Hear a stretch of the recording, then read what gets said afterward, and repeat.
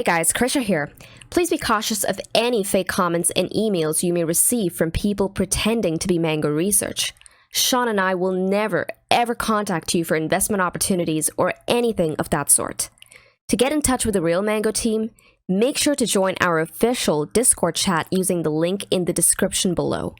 Stay safe out there, and remember, do it Mango. And what's up, you guys? Welcome to the Mango Grove. My name is Krisha, and this is going to be a very quick analysis on Cardano. I have Sean with me right here. Sean, say hi. Good morning, everyone. And Krisha, we say quick, but when is it ever quick?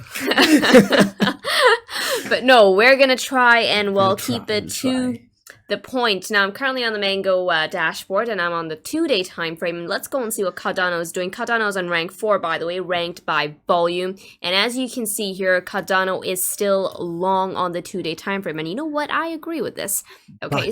But when you see long on the 2-day time frame, you have to look for opportunity on the lower time frames, especially if you do see neutral trend switches on like the daily, right? Since we're looking at the 2-day time frame, right, which is saying long, I like to look at the daily and wait for the switch neutral to look for those opportunities to add to position.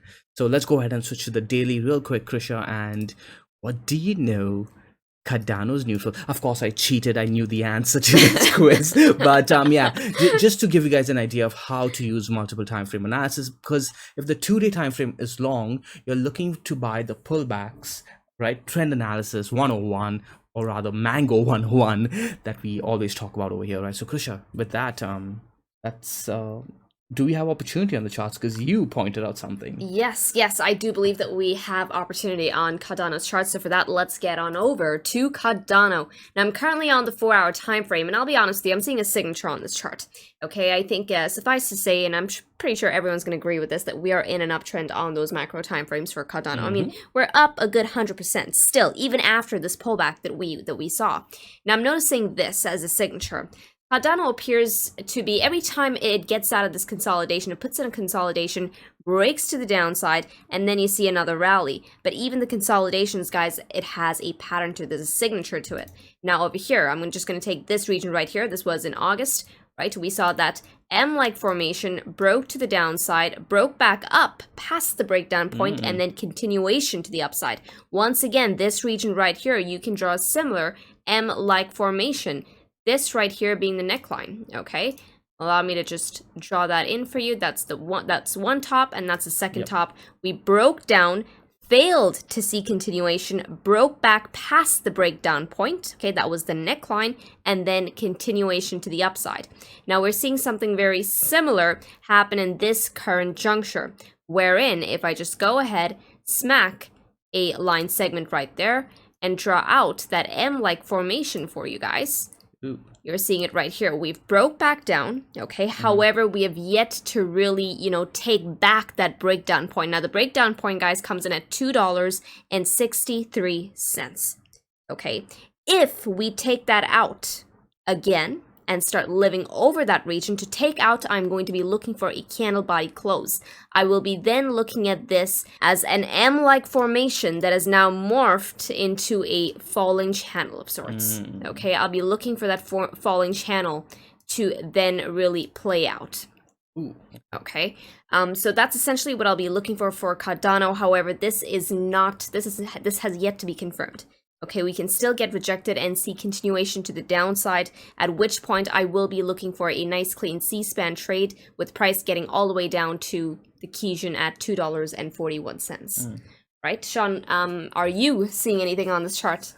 Yeah, I'm seeing the falling channel, but again, you guys know how I like to look for my falling channels. They're not the prettiest, and I'd be drawing it in something like this over here, right? These highs, right? Lower high, lower low, right? So high, low high, low, lower low. Now again over here, Krisha, the way you marked out this M over here, I like to look at another way which pretty much lines up, right? Again, high, lower high, low, lower low, right? So we had two lower lows, a low high falling on over to that Kijun support right over here, right? So if you extrapolate from where the Kijun is at right now, rather than that horizontal, you can see the price came on down over to that support level and then bounced and broke towards the upside. But the key thing to note over there, Krisha, was that when we took out this candle over here, okay, this little candle over here, when we took out this high, okay, remember the lower high I talked about? Yeah. Right? When we took out that high, that was the trigger point for the rest of the bull, saying, hey, that's it. We're likely gonna see continuation. And you can see what happened right over there. Saw the big upthrust, came down to retest that high, and then saw the continuation, right?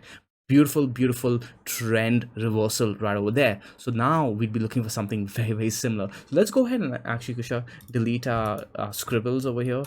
Find a little bit more real quick. Did I get them? Okay, cool. So now we'd be looking for these highs to get taken out, Krisha, somewhere around here at around $2.80. And if we do that, that's when we can look for that major weekly level that you and I talked about a few days ago when we analyzed Cardano, right? Somewhere around here, that midpoint that you marked out at around $2.87. Cardano came up there, tested that level, but unfortunately did not see that continuation. We saw that rejection.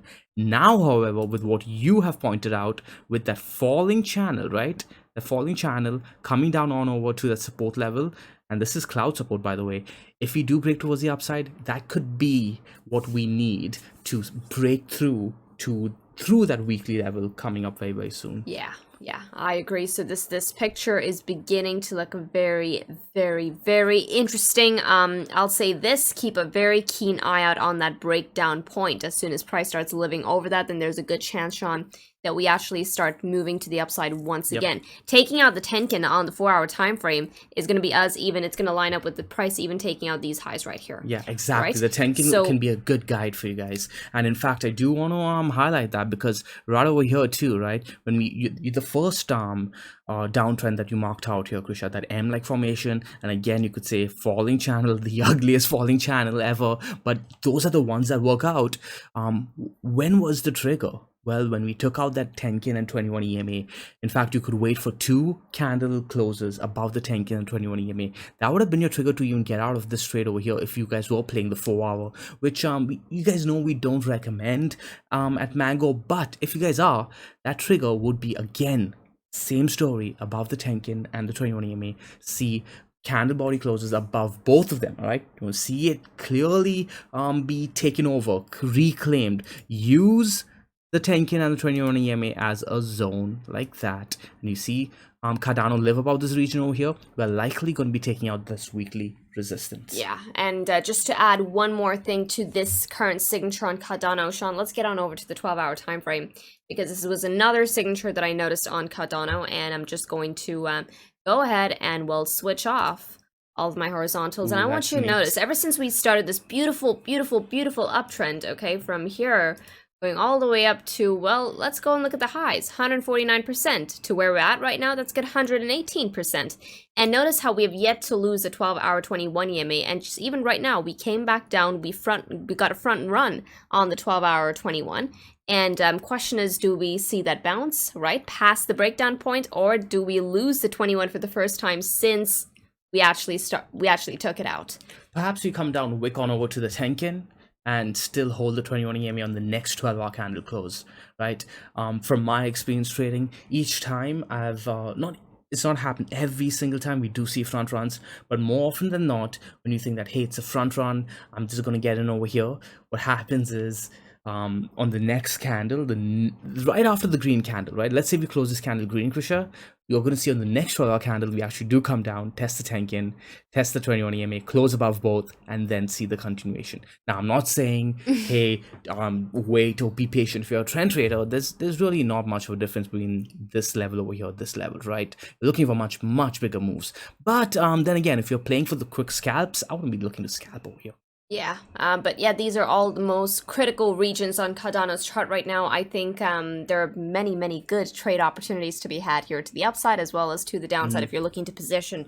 Now, this is all we have for you for Cardano. Sean, is there anything else that you want to add to this analysis? No, Krisha. Targets to the upside is $3.50, I believe. Yeah. No, the weekly level, right?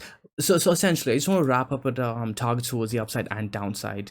Our major resistance level towards the upside is still $2.80. If we do take that out, our target is $3.55, right? Yes. So we still have those levels. Towards the downside, though, if we do lose that 4-hour level that we did talk about, Krisha, you did have a Kijun target, I do believe, right? Let me just go ahead and hide all of the horizontals at Kijun. So we could come down. This falling channel could come down all the way down to around $2.40 before we do see that bounce. Yes. So keep that in mind, guys, right? So $3.55, if we do break the weekly resistance, is the upside target, $2.45 downside target. And Krisha, I do believe this lines up with the 12-hour, 21 EMA and Tenkin. Let's go ahead, and yeah, it does actually.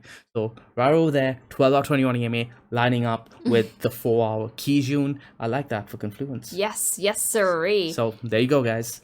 With that, traded the mango way, traded the easy way, traded the stress-free way. Ciao. Ciao, you guys.